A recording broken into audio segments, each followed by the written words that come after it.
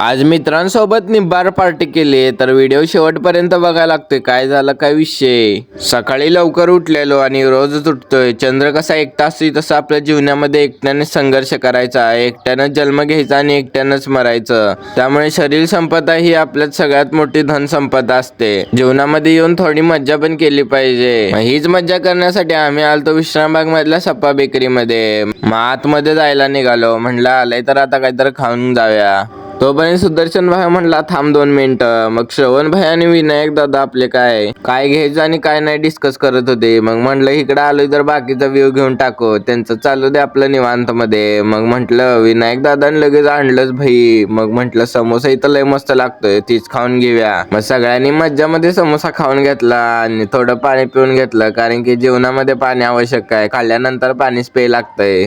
मग व्हिडिओ आवडल्यास like, share आणि आपल्या भावाला फॉलो करायला विसरू नका. भेटूया नेक्स्ट ब्लॉग मध्ये.